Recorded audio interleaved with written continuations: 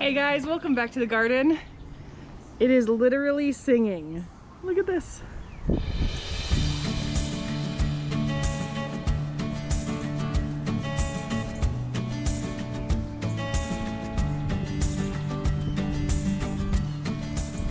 You gotta see the irises.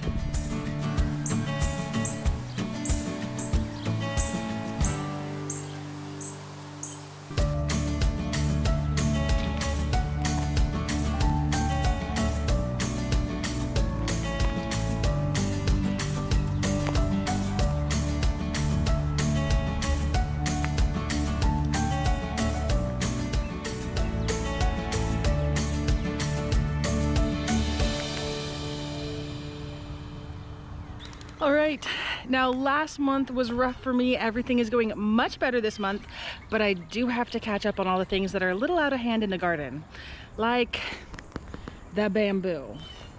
A week or so ago, I did cut all the bamboo out of this whole garden, and that will eventually starve the rhizomes underground. But look at in like a week, maybe 2 weeks, it just shot up a whole other round, and that's because this is what their rhizomes look like. So you can see every one of these horizontal lines is a node, and every single one of these nodes is where it can put out new shoots. So if I just cut the top off, it can have tons of growth from everything underground. This is storing energy. Now eventually, after 2 or 3 years of always cutting it down, you can starve the rhizomes so that they're not going, but it's not going to be something that happens quickly. So the best way is to dig the rhizomes out. Now this is tricky. It's a pain in the butt, but it's extra tricky in this garden because I've got a giant tree and it has roots all underground here and they're all mingled together. So cutting and getting these out is going to be very tricky. Now, so I'm just going to work on that a little bit at a time, you know, maybe 1 or 2 every day. Yesterday, I want to show you what I did. There was bamboo in my beautiful fig tree. And this beast, so that you can see it was getting ready to put some shoots on. But look at this rhizome and all these shoots. Oh. And it's going to continue behind the goji, around that fig, under the pots, because there's a whole bamboo forest behind me. So short of chopping out the whole forest, we're going to always be battling bamboo. But look at this trench I had to dig to get it out. It's just going to be an ongoing battle until I can afford to either replace this fence with some kind of barrier deep in the ground, 2 to 3 feet deep, or somehow decide to tackle the entire forest behind me, which, you know, does not sound like a good, easy job. So, but we're not going to get there soon. So we're just going to do a slow battle of trying to get 1 to 2 rhizomes out every day.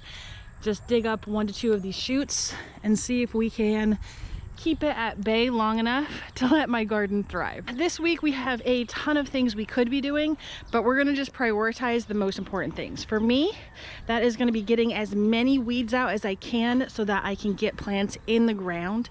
I'm gonna prioritize planting things that take a long time to mature, so they need that long time.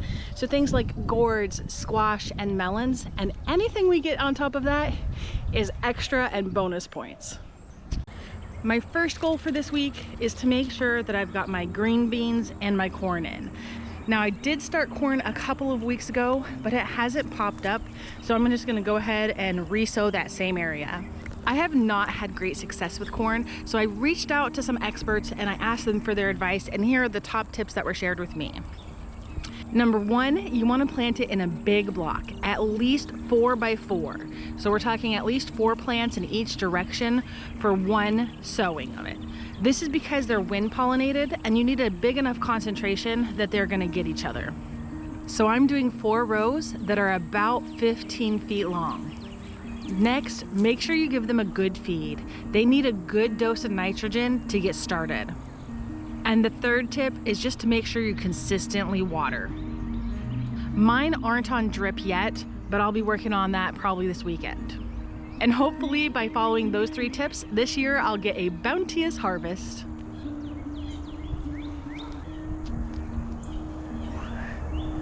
Done. Before I can plant, I need to weed this entire bed.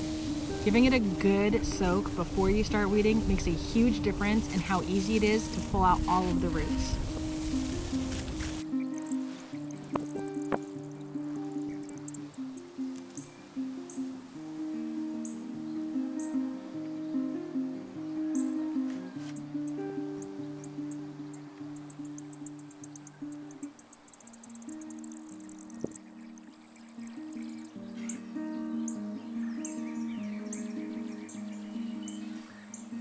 That's satisfying.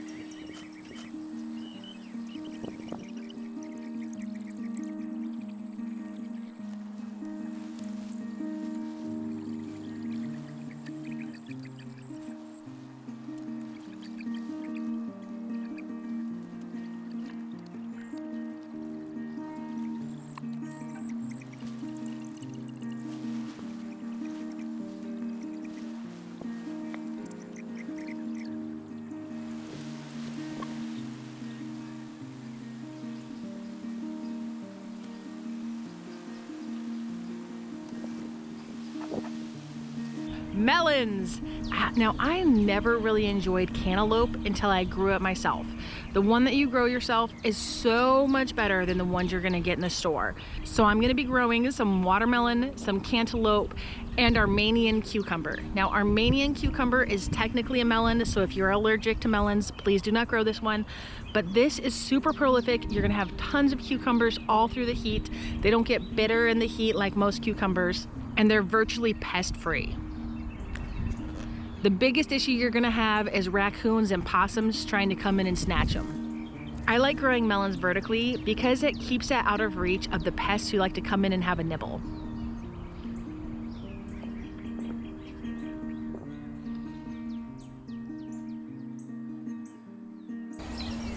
Squash! Squash is often touted as a super easy, very beginner-friendly plant. And that was true when I lived in Washington. When I lived in Washington, I never even saw a single squash vine borer. I could grow all the squash I wanted, no problem. Biggest problem was getting enough sunlight because of the amount of trees in everyone's yards. Now here, that squash vine borer is gonna be your worst enemy, and you've really only got 3 ways you can stop it. First is some kind of physical barrier. You can net your squash, but then you're not letting your pollinators in, and you'd have to go out every day and hand pollinate. Not for me. You can put foil around the stem to make it so that they can't get into the stem. It's a lot of work and you've got to maintain it, and it's just, to me, it's not worth the hassle. Third, you can inject the stem with BT, which will protect the plant, but it does require you to do it fairly regularly, every few weeks, and as it continues to grow, you have to do every segment.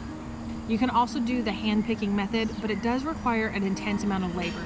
You've got to go out fairly regularly, check the underside of the leaves, go through and try to get all of them off, and that's just too much work for me. So I'm going Hunger Games style. I'm gonna plant a few of each kind, and if they make it, they make it, and if they don't, we'll try again in the fall. Gourds! Now, gourds are super cool and you can use them for all sorts of things. This is a birdhouse gourd, and I just cut a little side off and I use it as a scoop. So I use this in potting soil, fertilizer, pretty much anything you want to scoop, you can use this for. You can also make water bottles out of these. I haven't done it yet, but I hope to once I get done with school and have a little bit more free time. Now these are 2 different ones. This is an African bushel gourd, which is supposed to be one of the biggest gourds you can grow. It didn't get that big for me, but I still think it's really cute. And this is a bowl gourd. Note the biggest difference is this one's kind of flat and this one's round. I'm gonna try these ones again, but in order to get really big gourds, they said that you wanna pinch off all but just a few on each plant. So we're gonna try that this year. These ones, I'm gonna try pinching off a few too and see if it gets any, I don't know if it'll get any taller, but I would love to have these be just like cool little bowls I can use to organize seeds and other things. These are pretty cool. Let's grow some gourds.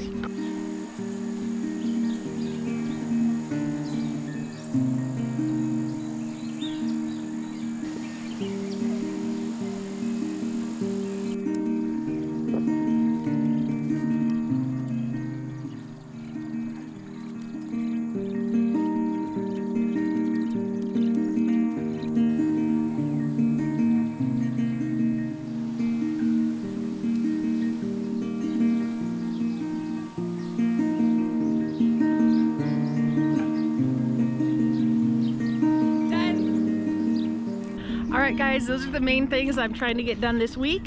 Here is this week's garden chores. This week's garden chores. I'm gonna continue to regain ground from the weeds. Feed everything. Everything's just starting to take off and do really well and become very lush. It's gonna need a good dose of food. For pretty much everything in my garden, I use Garden Tone. I do it about once a month, sprinkle a light coating on top of all of my beds.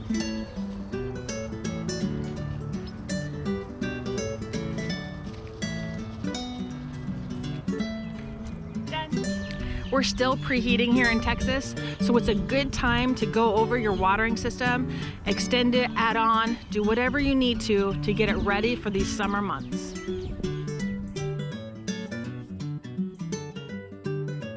Mulch thickly.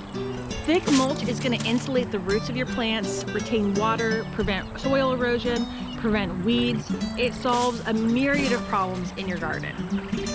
I get my mulch for free from a local tree surgeon. He drops it off when I ask, but it is a whole entire truckload, so be ready for like 12 to 15 yards that you're going to have to deal with.